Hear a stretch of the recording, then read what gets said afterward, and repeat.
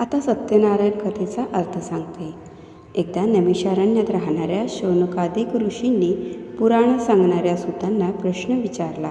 ऋषी विचारतात, हे मुनिश्रेष्ठा, मनातील सर्व फले कोणत्या वृत्ताने अथवा तपश्चर्येने मिळतात ते ऐकण्याची इच्छा आहे. कृपा करून सांगा. सूत सांगतात, मुनी हो, नारदांनी हाच प्रश्न भगवान महाविष्णूंना विचारला. त्यावेळी विष्णूंनी नारदांना जे सांगितले तेच मी तुम्हाला सांगतो. शांत चित्ताने ऐका. एकदा महायोगी नारद मुनी जनतेवर दया करावी अशा बुद्धीने अनेक लोकांत फिरत असत. मनुष्यलोकात भारतात आले आणि मनुष्यलोकात आपल्या पूर्वकर्माप्रमाणे अनेक योनीमध्ये जन्म घेऊन अनंत प्रकारची दुःखे सर्व लोक भोगीत आहेत असे पाहून कोणत्या साधनाने त्यांची दुःखे नक्की नाहीशी होतील हा विचार करून नारद मुनी वैकुंठात गेले. त्या वैकुंठात 4 हातात शंख, चक्र, गदा व कमळ धारण केलेल्या व पायावर रुळणारी वनमाला गळ्यात घातलेल्या स्वच्छ वर्णाच्या नारायण भगवंताला पाहून त्याची स्तुती करण्याला त्यांनी आरंभ केला. नारद म्हणाले, ज्याचे स्वरूप पाणी व मन यांना न कळणारे आहे, जो अनंत शक्तिमान आहे, जो उत्पत्ती, मध्य व नाश यांनी रहित आहे, मूळचा निर्गुण आहे व जगाच्या आरंभकाळी तो 3 गुणांचा स्वीकार करतो व जो सर्वांचे मूळ कारण असून भक्तांची दुःखे नाहीशी करतो, त्या नारायणाला माझा नमस्कार असो. नारद मुनींनी केलेली स्तुती ऐकून भगवान विष्णू नारदाजवळ बोलले. भगवान म्हणाले, मुनिवरा, आपण कोणत्या कामासाठी आलात? तुमच्या मनात काय आहे ते सर्व मला सांगा, मी त्याचे समर्पक उत्तर देईन.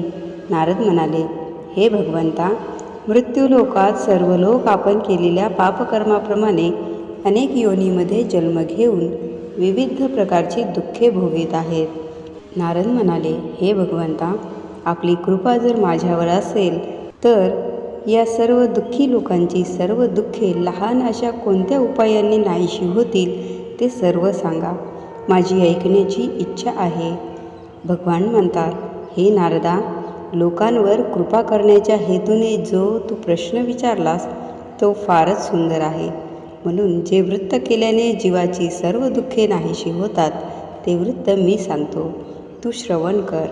हे वत्सा नारदा, तुझ्यावर माझे प्रेम असल्यामुळे स्वर्गलोकात किंवा मनुष्यलोकात आजपर्यंत कोणालाही माहीत नसलेले व महापुण्यकारक असे वृत्त आज तुला सांगतो. या वृत्ताला सत्यनारायण वृत्त असे म्हणतात. हे वृत्त विधीपूर्वक केले असता वृत्त असणारा मनुष्य या लोकी सर्व काळ सुख भोगून शेवटी आनंदरूप मोक्षपदास जातो.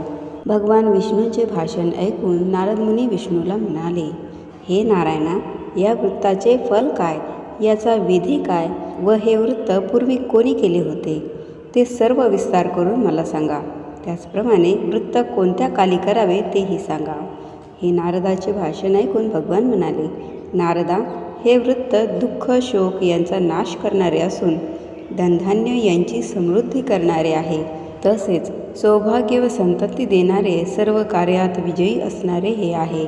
हे वृत्त भक्ती व श्रद्धा यांनी युक्त होऊन ब्राह्मण व बांधव यांसह धर्मावर निष्ठा ठेवून प्रदोषकाळी म्हणजे सूर्यास्तानंतर 2 तासात सत्यनारायणाचे पूजन करावे.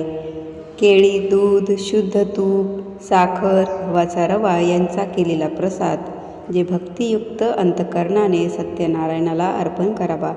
गव्हाचा रवा न मिळेल तर तांदळाचा रवा घ्यावा. साखर न मिळेल तर गूळ घ्यावा. वरील सर्व वस्तू सव्वा याप्रमाणे एकत्र करून त्यांचा प्रसाद सत्यनारायणाला अर्पण करावा. आपले बांधव व मित्र यांसह सत्यनारायणाची कथा ऐकून ब्राह्मणाला दक्षिणा द्यावी व नंतर बांधव सत्यनारायणासमोर गायन व नृत्य करावे. हे पूजनादी सर्व कृत्य पवित्र देवालयात करून सत्यनारायणाचे स्मरण करीत घरी यावे व किंवा आपल्या घरी देवघरात पवित्र ठिकाणी करावे. पूर्वी सांगितल्याप्रमाणे भक्तिभावाने हे व्रत केले असता मनुष्याच्या सर्व इच्छा पूर्ण होतात. कलियुगात सर्व जीवांना दुःख नाशाचा हाच एक सोपा उपाय आहे. सत्यनारायण कथेतील प्रथम अध्याय या ठिकाणी पूर्ण झाला. हरे नमः.